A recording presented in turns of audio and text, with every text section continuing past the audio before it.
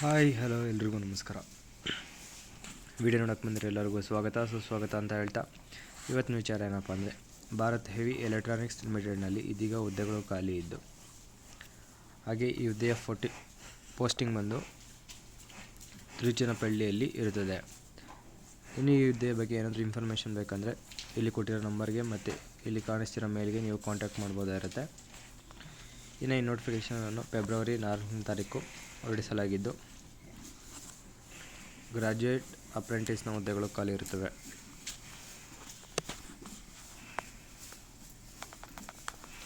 ಹಾಗೆ ಇದು full time job ಆಗಿದ್ದು, ಫ್ರೆಶ್ ಆಗಿ ಅಪ್ಲೈ ಮಾಡ್ತಿರುವಂಥ ಡಿಗ್ರಿ ಹೋಲ್ಡರ್ಸ್ಗೆ ಟ್ರೈನಿಂಗ್ ಕೂಡ 1 ಇಯರ್ ಇರುತ್ತೆ.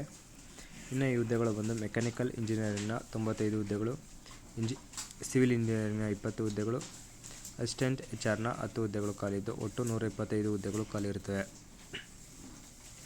ಇನ್ನು ಈ ಹುದ್ದೆಗೆ ಅರ್ಜಿ ಸಲ್ಲಿಸಲು ಮಿನಿಮಮ್ ಕ್ವಾಲಿಫಿಕೇಷನ್ ಬಂದು 10+2 ಅಂದರೆ ಸೆಕೆಂಡ್, 12th ಮತ್ತು ಗ್ರ್ಯಾಜುಯೇಷನ್ ಇಂಜಿನಿಯರಿಂಗ್ ಅಥವಾ ಟೆಕ್ನಾಲಜಿಯಲ್ಲಿ ಪಾಸಾಗಿರುವಂಥ ಅಭ್ಯರ್ಥಿ ಅರ್ಜಿಯನ್ನು ಸಲ್ಲಿಸಬಹುದಾಗಿದ್ದು, ಅಸಿಸ್ಟೆಂಟ್ HR ನ ಹುದ್ದೆಗೆ ಈ ಹುದ್ದೆಯು ಕೂಡ 10+2, 12th ಅಥವಾ ಗ್ರ್ಯಾಜುಯೇಷನ್ ಇನ್ ಆರ್ಟ್ಸ್ ಡಿಪಾರ್ಟ್ಮೆಂಟ್ನಲ್ಲಿ ಪಾಸಾಗಿರುವಂಥ ಗ್ರ್ಯಾಜುಯೇಷನ್ ಮಾಡಿರುವಂಥ ಅಭ್ಯರ್ಥಿ ಅರ್ಜಿಯನ್ನು ಸಲ್ಲಿಸಬಹುದಾಗಿರುತ್ತೆ. ಇನ್ನು ಏಜ್ ಲಿಮಿಟ್ ಬಂದು ಮಿನಿಮಮ್ ಏಜ್ ಲಿಮಿಟ್ ಬಂದು 18 ವರ್ಷದಿಂದ ಮ್ಯಾಕ್ಸಿಮಮ್ 27 ವರ್ಷದ ಒಳಗಿರುವಂಥ ಅಭ್ಯರ್ಥಿ ಅರ್ಜಿಯನ್ನು ಸಲ್ಲಿಸಬಹುದಾಗಿದ್ದು, ಪ್ಲಸ್ ನಿಮಗೆ ಏಜ್ ರಿಲ್ಯಾಕ್ಸೇಷನ್ ಕೂಡ ಸಿಗ್ತಾ ಇರುತ್ತೆ. ಜನರಲ್ ಕ್ಯಾಂಡಿಡೇಟ್ಗೆ 5 ವರ್ಷ, SC/ST ಕ್ಯಾಂಡಿಡೇಟ್ಗೆ 3 ವರ್ಷ, OBC ಕ್ಯಾಂಡಿಡೇಟ್ಗೆ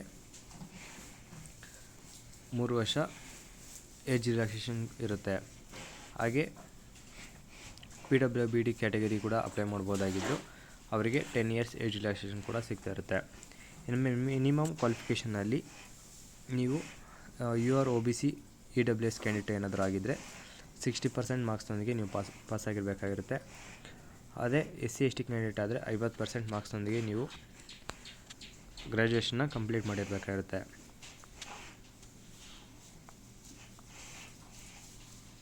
ಇನ್ನು ಈ ಹುದ್ದೆಗೆ ಅಪ್ಲೈ ಮಾಡುವಂಥವ್ರು 2020, 2021, 22, 23, 24ನಲ್ಲಿ ಪಾಸಾಗಿರುವಂಥ ಅಭ್ಯರ್ಥಿಗಳು ಮಾತ್ರ ಎಲಿಜಿಬಲ್ ಆಗಿರುತ್ತಾರೆ ಈ ಹುದ್ದೆಗೆ ಅಪ್ಲೈ ಮಾಡಲು.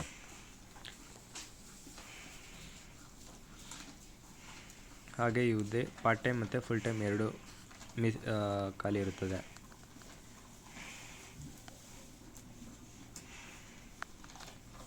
ಇನ್ನು ರಿಸರ್ವೇಷನ್ ಬಂದು SC/ST, OBC, EWS ಕ್ಯಾಂಡಿಡೇಟ್ಗಳು ಮತ್ತು PWBD ಕ್ಯಾಂಡಿಡೇಟ್ಗಳು ರಿಸರ್ವೇಷನ್ ಕೂಡ ಮಾಡ್ಕೊಳ್ಬೋದಾಗಿರುತ್ತೆ.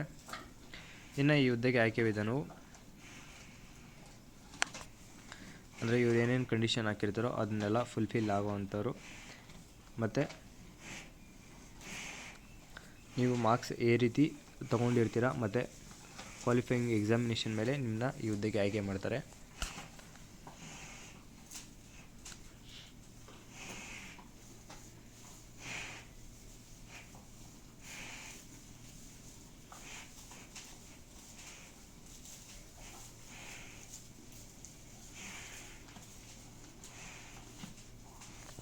ಇನ್ನು ಈ ಹುದ್ದೆಗೆ ಆಯ್ಕೆ ಆದಂಥ ಅಭ್ಯರ್ಥಿಗೆ ಪರ್ ಮಂತ್ಗೆ 9,000 ಸ್ಯಾಲ್ರಿ ಇರುತ್ತೆ.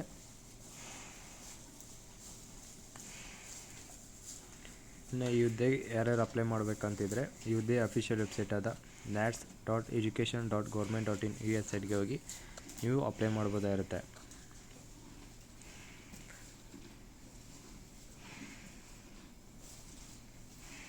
ಈ ಹುದ್ದೆಗೆ ಆನ್ಲೈನ್ ಮುಖಾಂತರ ಅಪ್ಲೈ ಮಾಡ್ಬೋದಾಗಿದ್ದು, ಅಪ್ಲೈ ಮಾಡೋ ಸಮಯದಲ್ಲಿ ಬೇಕಾಗೋ ಡಾಕ್ಯುಮೆಂಟ್ಗಳನ್ನು ನೋಡಿದ್ರೆ ಎಲ್ಲ ಡಾಕ್ಯುಮೆಂಟ್ನ ಸ್ಕ್ಯಾನ್ ಮಾಡಿ ಕಳಿಸ್ಬೇಕಾಗಿರುತ್ತೆ. ಮತ್ತು ನಿಮ್ಮದು ಪಾಸ್ಪೋರ್ಟ್ ಸೈಜ್ ಫೋಟೋ ಮತ್ತು ನಿಮ್ಮದು ಸಿಗ್ನೇಚರ್, 10th ಮಾರ್ಕ್ಸ್ ಕಾರ್ಡ್ ಮತ್ತು ಡಿಗ್ರಿ ಮಾರ್ಕ್ಸ್ ಕಾರ್ಡ್ ಮತ್ತು ಕಮ್ಯುನಿಟಿ SC/ST ಕ್ಯಾಂಡಿಡೇಟ್ ಆದರೆ ಕಮ್ಯುನಿಟಿ ಸರ್ಟಿಫಿಕೇಟ್, ಹಾಗೆ ಆಧಾರ್ ಕಾರ್ಡ್ ಮತ್ತು ಬ್ಯಾಂಕ್ ಪಾಸ್ಬುಕ್ನ ನೀವು ಸಬ್ಮಿಟ್ ಮಾಡಬೇಕಾಗಿರುತ್ತೆ. ಮತ್ತು ಇಮೇಲ್, ಫೋನ್ ನಂಬರ್ ಮತ್ತು ಫೋನ್ ನಂಬರ್ನೆಲ್ಲ ಕರೆಕ್ಟಾಗಿ ಅಡ್ರೆಸ್ನೆಲ್ಲ ಕರೆಕ್ಟಾಗಿರೋದು ನೀಡಿ, ಯಾಕಂದರೆ ಏನೇ ಇನ್ಫಾರ್ಮೇಷನ್ ಬಂದರೂ ಅದಕ್ಕೆ ಅಪ್ಡೇಟ್ ಆಗ್ತಿರುತ್ತೆ.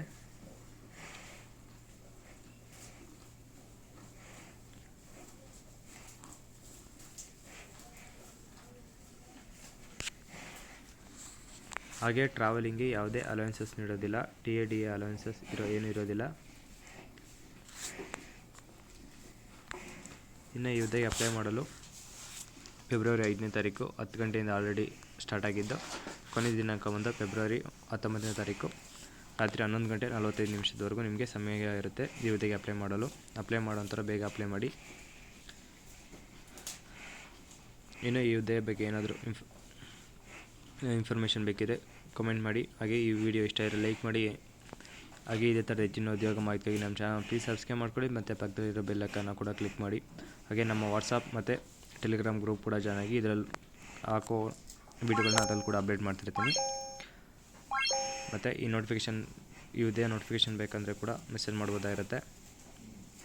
ಹಾಗೆ ನಮ್ಮ 90-70% ಡಿಸ್ಕೌಂಟ್ ಇರೋ ಪ್ರಾಡಕ್ಟ್ಗಳನ್ನ ನಮ್ಮ ಟೆಲಿಗ್ರಾಮ್ ಬೋಟ್ನಲ್ಲಿ ಕೂಡ ಅಪ್ಡೇಟ್ ಮಾಡ್ತಿರ್ತೀವಿ. ಸೊ ಅದು ಕೂಡ ಜಾಯ್ನ್ ಆಗಿ.